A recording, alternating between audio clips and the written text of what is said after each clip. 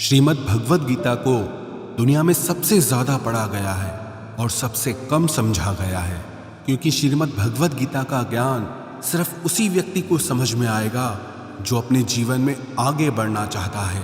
जैसे कोई अपनी तकलीफों को पार करके आगे निकलना चाहता हो, या कोई जीवन में सफलता को प्राप्त करना चाहता हो, या फिर अपनी जिंदगी जीने के तरीके को बेहतर बनाना चाहता हो।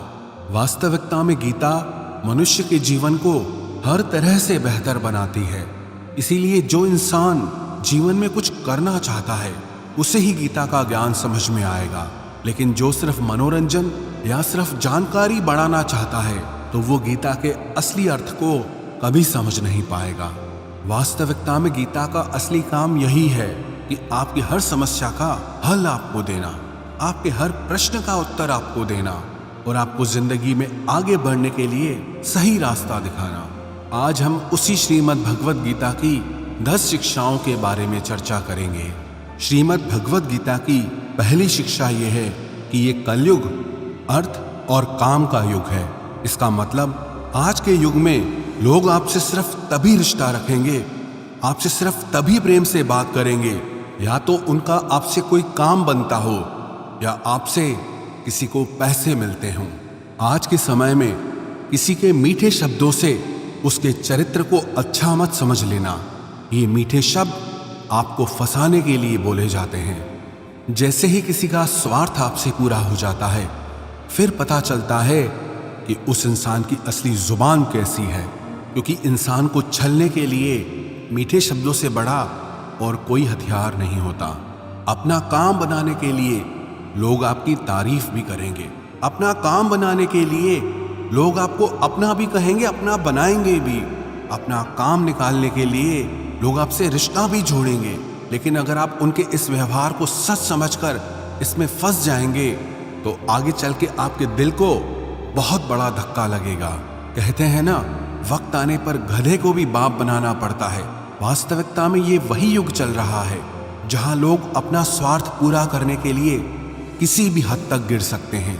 किसी शहर में एक गुरुजी का नाम बहुत प्रसिद्ध था, सब लोग उनको बहुत मानते थे।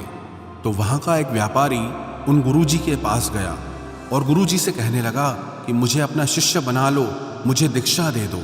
तो गुरुजी ने उस व्यापारी को दीक्षा देके अपना शिष्य बना लिया। दूसरे दिन उस व्यापारी ने अपने गुरुजी की तस्वीर अपनी दुकान पे लगा दी।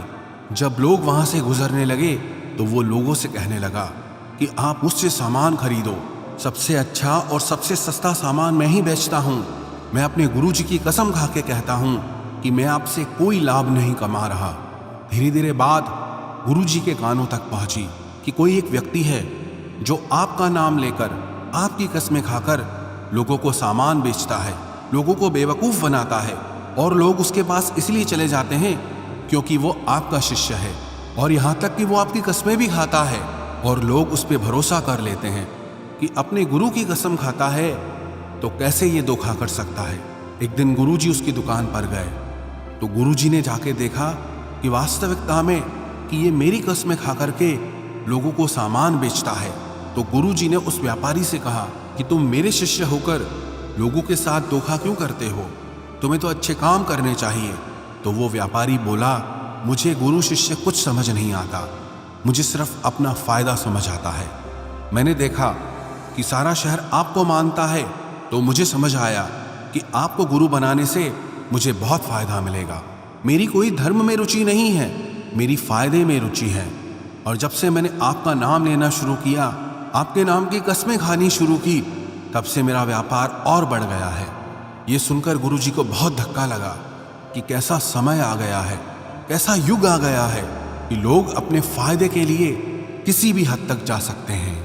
ये किसी वक्त की विडंबना है कि लोग अपने माँ बाप तक को नहीं छोड़ते, अपने गुरु तक को नहीं छोड़ते। इंसान इंसान को नोच के खा रहा है। हर इंसान कोशिश करता है कि सिर्फ मेरा फायदा होना चाहिए, चाहे सामने वाले का कितना ही नुकसान क्यों ना हो जाए। आज के युग में अगर आप किसी को अपना फायदा उठाने दोगे तो लोग वो मौका कभी नहीं छोड़ने वाले। इसलिए किसी के मीठे शब्दों में, किसी की अपनेपन की बातों में कभी मत फंसना, बल्कि आंखें खोलकर इंसान को परखना सीखो, सच्चाई को देखना सीखो, सबसे ज्यादा धोखा इंसान इंसान के साथ अपनेपन की आड़ में करता है कि तुम तो मेरे अपने हो, तुम तो मेरे खास हो, तुम तो मेरे दिल के करीब हो, तुम्हारे साथ में ऐसा कैसे कर सकता हूं। कभी ऐसा हुआ है क्या कि जिसे आप जानते ही ना हो वो आपको चोट पहुंचा जाए। अक्सर आपको चोट वही लोग पहुंचाते हैं जो आपके अपने होते हैं, जो आपके दिल के करीब होते हैं। गीता का इतना अद्भुत ज्ञान, महाभारत की ऐसी लड़ाई पराये लोगों में नहीं थी, ये भाइयों की लड़ाई थी, एक ही परिवार की लड़ाई थी और करोड़ों लोग उस लड़ाई में मारे गए। क्यों? क्योंकि अपना ही अपने का सुख नहीं देख पाया, अपना ही अपने की खुशी से जलता रहा। आपने कभी गौर किया, आप जिसे भी ये कह दोगे ना कि वो आपके लिए खास है, कि आप उसे अपना मानते हैं, देखना आज नहीं तो कल वो आपको चोट जरूर पहुंचाता है। वक्त लगता है, एक दिन में बात समझ नहीं आती, लेकिन एक दिन जरूर समझ आती है कि यहां कोई अपना नहीं है। इस शिक्षा का उपदेश ये नहीं है कि हम लोगों से नफरत करने लग जाएं या लोगों से गलत व्यवहार करने लग जाएं।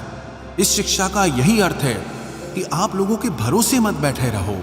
आप किसी से ये उम्मीद लगा के मत बैठ जाओ कि ये आपका जिंदगी भर साथ देगा, कि वो आपका साथ कभी नहीं छोड़ेगा। अरे सब साथ छोड़ते हैं। आपकी जिंदगी में कई लोग आएंगे और कई लोग जाएंगे।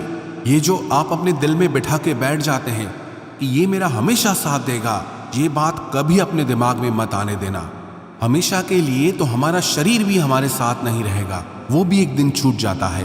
तो आप लोगों से क्या उम्मीद लगाते हो? याद रखना, किसी के साथ अगर बहुत ज्यादा नेह लगाओगे, मोह लगाओगे तो दुख तो सहना ही पड़ेगा। लेकिन अगर आप इस संसार में सब लोगों से बाहर से चलोगे, ऊपर ऊपर से चलोगे, तो आपको कोई चोट नहीं पहुंचा सकता। श्रीमद् भगवद गीता की दूसरी शिक्षा यह है कि जो इंसान स्वयं से खुश नहीं, वो दुनिया में किसी भी चीज से खुश नहीं हो सकता। आज के समय में अधिकतर लोग खुशी के लिए भटकते रहते हैं। उनकी खुशी उनके वर्तमान में नहीं होती, या तो उनकी कल्पनाओं में होती है या उनके भविष्य में होती है। जिस इंसान की खुशी इस पल में नहीं है, वो खुशी के लिए हमेशा भटकता रहता है। जो इंसान अपने आप से ही खुश नहीं, अगर वो किसी रिश्ते से भी जुड़ेगा तो उस रिश्ते में भी उसे दुख ही मिलेगा। अगर वो किसी काम से जुड़ेगा तो उस काम में भी उसे दुख ही मिलेगा। वो जहां जाएगा अपने साथ अपने दुख की ऊर्जा साथ ले जाएगा। याद रखना, जगह बदलने से, रिश्ते बदलने से, काम बदलने से खुशी नहीं आती, लेकिन इंसान खुद को बदल दे तो जिंदगी में खुशियां जरूर आती है। जो लोग खुद से खुश नहीं होते, वो खुशी के मौके पे भी कोई ना कोई दुख ढूंढ लेते हैं। वास्तविकता में खुश रहना और दुखी रहना एक माइंड की प्रोग्रामिंग है, एक मेंटल ट्रेनिंग है। अगर आपने अपने माइंड को बार बार हर चीज में उदास होने की ट्रेनिंग दे रखी है, दुखी होने की ट्रेनिंग दे रखी है, तो धीरे धीरे आपका मन खुश होना ही भूल जाएगा। लेकिन अगर आपने अपने मन को छोटी छोटी बातों पे खुश होने की आदत डाली है, तो आप जिंदगी के हर पल में खुशियों को जी पाएंगे। इतनी सी बात अगर किसी को समझ में आ जाए कि खुशियां और दुख हमारे माइंड की प्रोग्रामिंग से चलती है, तो आप अपनी जिंदगी को खुशहाल बना सकते हो, या फिर आप अपनी जिंदगी को दुखों के अंधेरे में धकेल सकते हो। इसीलिए इसे समझना बहुत जरूरी है। जीवन में अगर खुश रहना है तो छोटी छोटी चीजों में भी खुशियों को देखने की नजर होनी चाहिए, नहीं तो बड़ी से बड़ी खुशी में भी आपका मन दुख ही ढूंढ लेगा। श्रीमद् भगवद गीता की तीसरी शिक्षा यह है कि इस दुनिया में हारे हुए इंसान की, तकलीफ में पड़े इंसान की कोई मदद नहीं करता, और अगर कोई इंसान थोड़ा सा भी सफल हो जाए तो उससे कोई खुश नहीं होता। इसीलिए अपना दुख किसी को मत बताओ और अपनी खुशी किसी के आगे मत जताओ। आप अगर अपने दुख दुनिया के आगे शेयर करोगे, लोगों के आगे शेयर करोगे, तो लोग आपसे दूर भागना शुरू कर देंगे, क्योंकि उन्हें पता है कि जितना इसके पास रहेंगे इसके दुखड़े सुनने पड़ेंगे और ये कभी भी हमारी मदद मांगेगा। इसलिए बेहतर है इससे दूर ही रहो। और जैसे ही आप सफल हो जाते हैं तो लोगों को वो भी अच्छा नहीं लगता। ये दुनिया भी बड़ी अजीब है, दुखी इंसान की मदद नहीं करती और जो इंसान खुश है उसे खुश नहीं रहने देती। उसकी खुशी से भी लोगों को तकलीफ होती है। आपने हजारों बार ये सुना होगा कि दुख में कोई किसी का साथी नहीं होता, तो भी लोगों को समझ नहीं आता, तो भी लोग दूसरों को जाके अपने दुख बताते हैं, दूसरों से उम्मीद लगाते हैं कि वो उनकी मदद करेंगे। कोई क्यों करेगा किसी की मदद, और क्यों खुद को इतना कमजोर बनाना कि दूसरों की मदद की जरूरत पड़ जाए?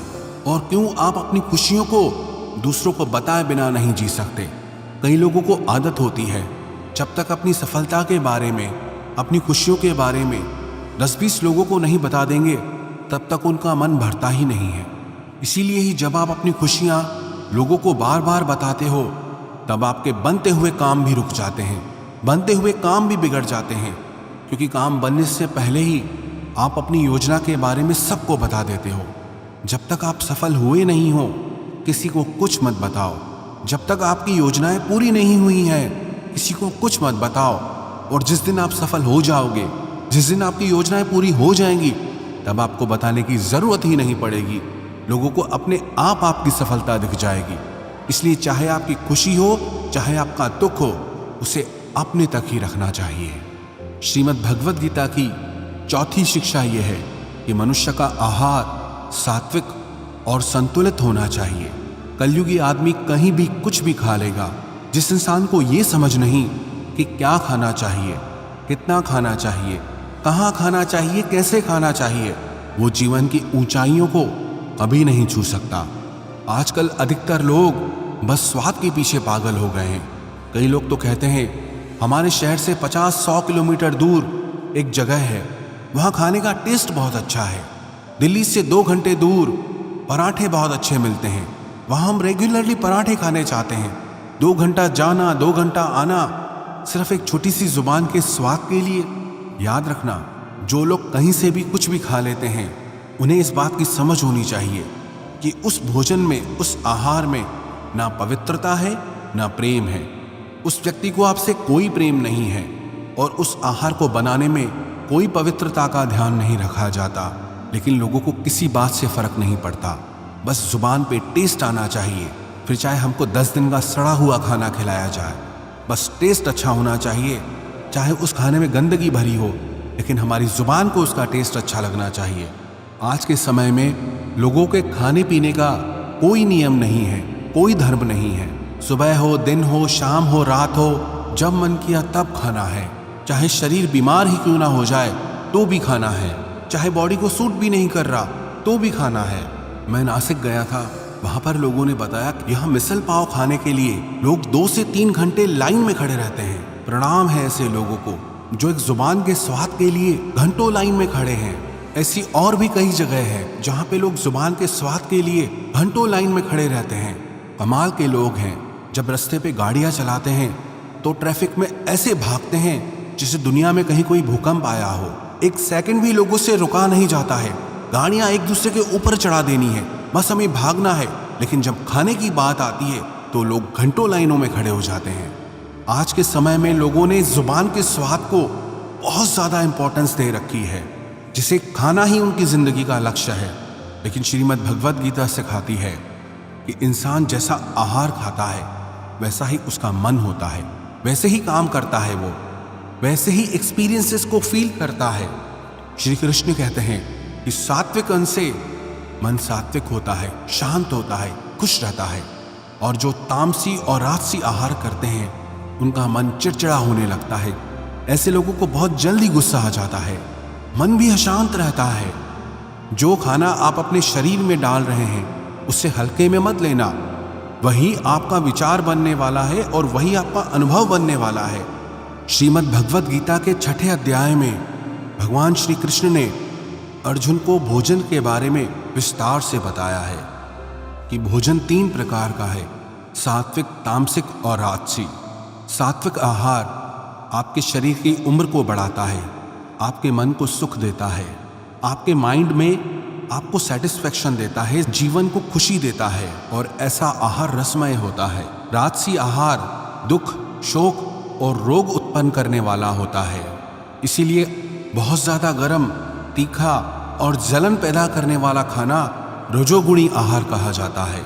और जो खाना घंटों पहले बनाया गया हो, जीवों की हत्या करके बनाया गया हो, बहुत अपवित्रता से बनाया गया हो, बहुत ज़्यादा गर्म, बहुत ज़्यादा तीखा और खट्टा हो, या जिसमें नशीले पदार्थ डाले जाते हों, ऐसा खाना तमोगुणी आहार कहा गया है। और इनमें से जैसा आप खाना खाएंगे वैसे ही आपकी बुद्धि होगी, वैसे ही आपका जीवन बनने वाला है।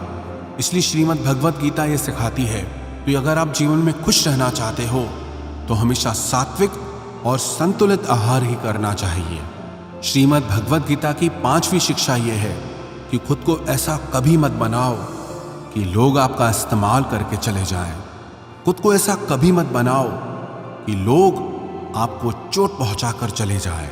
अपने आप को कभी भी बेचारा बना के नहीं जीना चाहिए।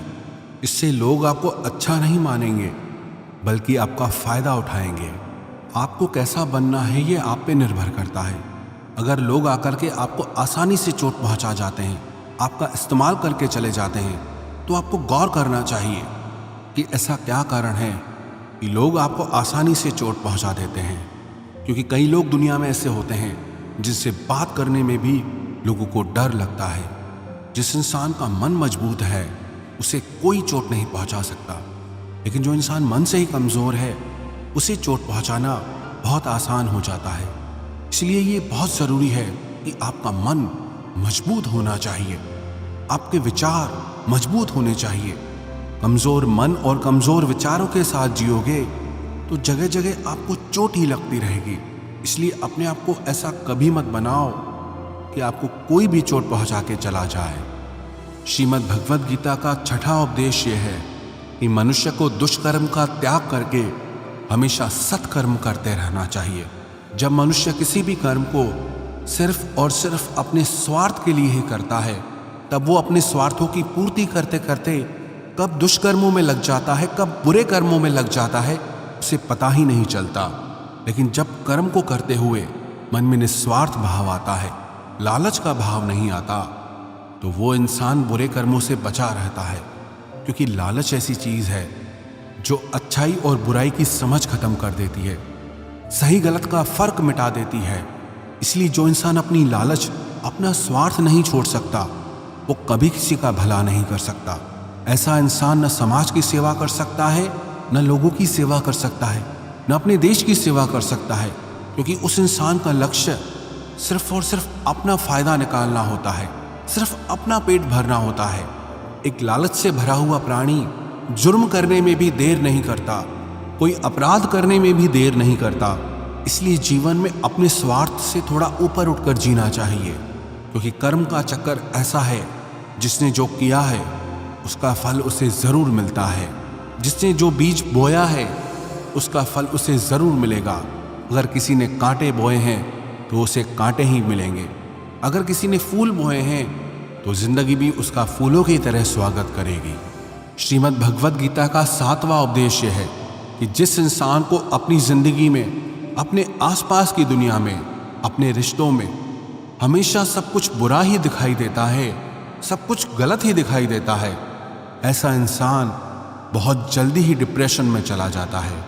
जो इंसान अपनी जिंदगी में एक भी खुशी नहीं ढूंढ पाया, खुश रहने का एक भी कारण नहीं ढूंढ पाया, उसके हैप्पी हार्मोन्स धीरे धीरे कम होने लगते हैं और अकेलापन, उदासी, डिप्रेशन उसके जीवन में बढ़ने लगते हैं।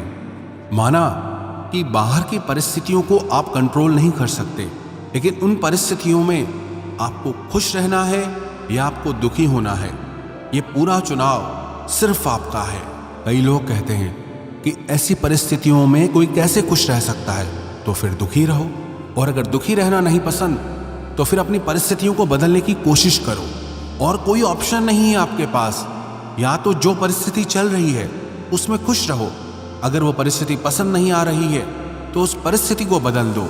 लेकिन अगर आप दोनों नहीं कर पा रहे तो आप हमेशा पिसते रहोगे, क्योंकि ना तो आप परिस्थिति बदल पा रहे हो, ना ही आप अपने विचार बदल पा रहे हो। खुश रहना है तो दोनों में से एक चीज तो बदलनी ही होगी, या तो परिस्थिति बदलो या फिर अपने मन के विचार बदलो। और अगर दोनों नहीं बदल सकते तो फिर दुखी रहने के लिए तैयार रहो। श्रीमद् भगवद गीता की 8वीं शिक्षा यह है, किसी बेकसूर इंसान के साथ धोखा करना, उसका बेवजह जानबूझकर दिल दुखाना इस दुनिया का सबसे बड़ा पाप होता है। श्री व्यासदेव जी महाराज, जिन्होंने महाभारत की रचना की, 18 पुराणों की रचना की, उनसे किसी ने पूछा कि आपने इतने सारे शास्त्र लिखे, इतनी किताबें लिखी, इतना कोई कैसे पढ़ सकता है? आप इन सारी किताबों का सार बता दो, एक ही शिक्षा में बता दो कि इन सब ग्रंथों में लिखा क्या है। तो व्यास जी बोले, परोपकाराय पुण्याय पापाय परपीडनम अष्टादश पुराणेषु व्यासस्य वचनम द्वया। व्यास जी कहने लगे कि मैंने सारे शास्त्रों में कुल 2 बातें खास रूप से लिखी हैं, कि मेरे लिखे गए सारे शास्त्रों का सार सिर्फ 2 बातों में समाया है। एक, कि किसी के दिल को खुश करना सबसे बड़ा परोपकार है, सबसे बड़ा धर्म है, और किसी के दिल को दुखाना, किसी के मन को चोट पहुंचाना सबसे बड़ा पाप है। श्रीमद् भगवद गीता की 9वीं शिक्षा यह है कि जब तक आप औरों से सम्मान की उम्मीद करते रहोगे तब तक आपका अपमान होता ही रहेगा। जब तक आपको ये इच्छा है कि कोई आपकी कदर करे तब तक आपकी कोई कदर नहीं करेगा। सम्मान चाहने वाले का अपमान निश्चित ही होता है। आप कभी गौर करना, जिस इंसान को सम्मान की सबसे ज्यादा लालच होती है वो इंसान जगह जगह पर खुद को अपमानित महसूस करता है। वो कहते हैं ना कि शादियों में फूफा जी मुंह बना लेते हैं, हर चीज पे खुद को अपमानित महसूस करते हैं। क्यों? क्योंकि उनके मन में सम्मान पाने की कामना है, और वो सम्मान पाने की कामना ही उन्हें जगह जगह पे अपमानित महसूस कराती है।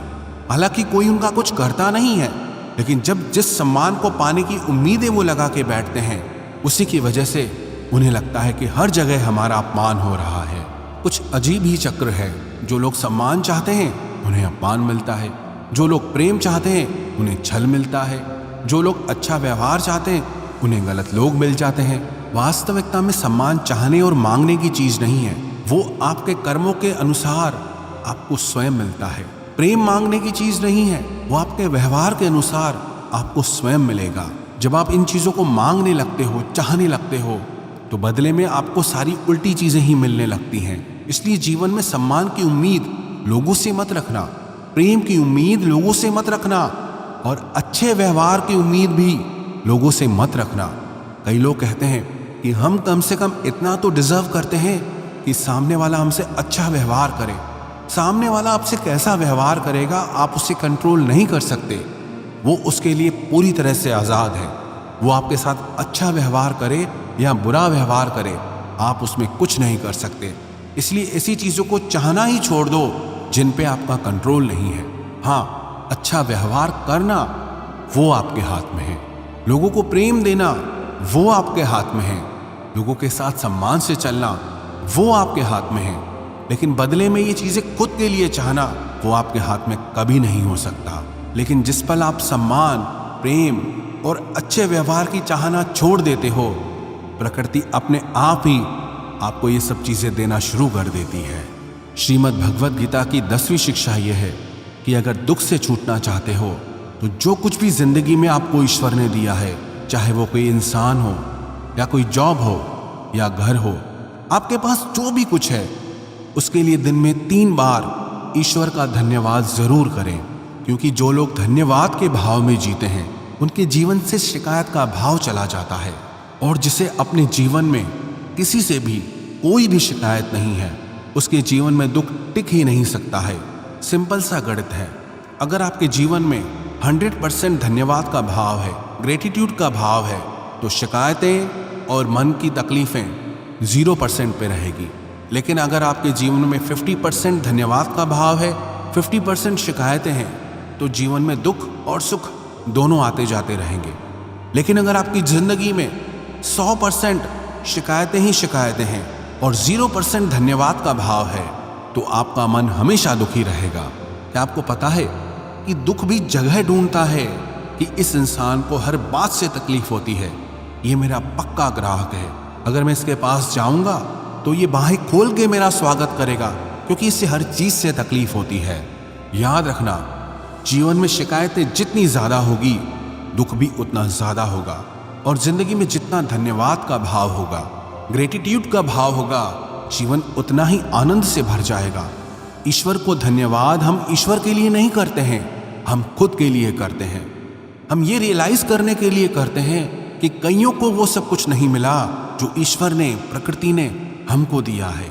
एक व्यक्ति तपती हुई धूप में चला जा रहा था, बहुत गरीब था, पैरों में पहनने के लिए चप्पल भी नहीं थी। ऊपर से तेज धूप पड़ रही है और गर्मी से उसके पैर जल रहे हैं। वो धूप में चला जा रहा था और ईश्वर से शिकायत कर रहा था कि हे ईश्वर, यह है तेरा न्याय, मुझे इतना गरीब बनाया है, क्या दिया है तुमने मुझे?